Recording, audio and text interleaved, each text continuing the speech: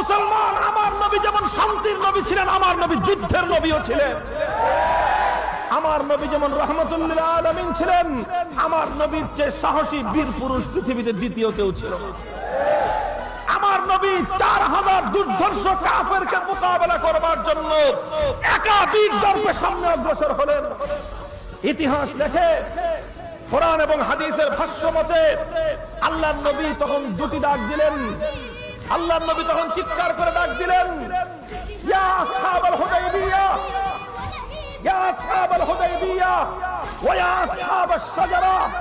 হে আমার ওই সমস্ত সাহাবী, তোমরা কোথায় যারা আমার সঙ্গে বদর, উহুদ, খন্দকের, হুদাইবিয়ার রণাঙ্গনে আমার জন্য আল্লাহর দ্বীনের জন্য জান উৎসর্গ করার শপথ করেছিলে, তোমরা কোথায় আছো? আসো আমি আল্লাহর নবীর সঙ্গে, আমার সঙ্গে দাঁড়াও, আবার আমরা বাতিলের মোকাবেলায় পাহাড়ের মতো মোকাবেলা করব, অটল থাকবো। আমার নবী সামনে অগ্রসর হলেন। ইতিহাস লেখে, নবীজি যখন চিৎকার করে সাহাবীদেরকে ডাক দিলেন, তখন এই হট্টগোলের মধ্যে নবীর চিৎকারের আওয়াজ বেশি দূর পর্যন্ত পৌঁছেনি। আশেপাশে যে সমস্ত সাহাবায়ে কেরাম ছিলেন, তাদের কানে নবীজির ডাক শোনার সঙ্গে সঙ্গে তারা ছুটে আসলেন নবীজির কাছে, এবং তাদের সংখ্যা ছিল খুবই নগণ্য, অল্প সংখ্যক। কোন কোন ঐতিহাসিকের বর্ণনা মতে নবীর দিকে ছুটে আসা প্রাথমিকভাবে সেই সমস্ত সাহাবায়ে কেরামের সংখ্যা ছিল মাত্র 12 জন। কয়জন?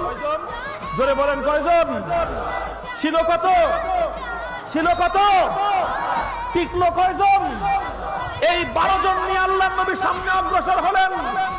আমার আল্লাহ পাক রব্বুল আলামিন নবীজিকে জানিয়ে দিলেন, ওগো আমার নবী, আগে মুসলমানদের সংখ্যা ছিল 12,000, কিন্তু সেই 12,000-এর দিলের ইয়াকিন ছিল জাহিরি শক্তি তাদেরকে বিজয় দিবে।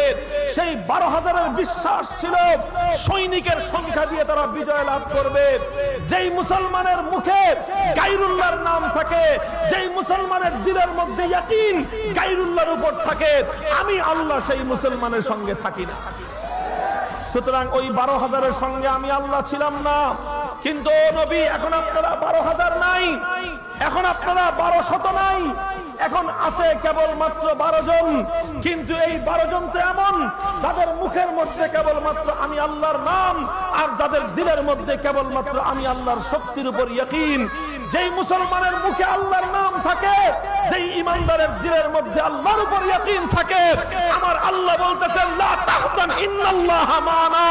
সেই ইমানদার আসমান, জমিন, জঙ্গলে, সমুদ্রে যেখানেই থাকুক না কেন, মুমিনের মুখে যদি আল্লাহর নাম থাকে, মুমিনের দিলে যদি আল্লাহর ইয়াকিন থাকে, আর কেউ না থাকলেও সেই মুমিনের সঙ্গে আমার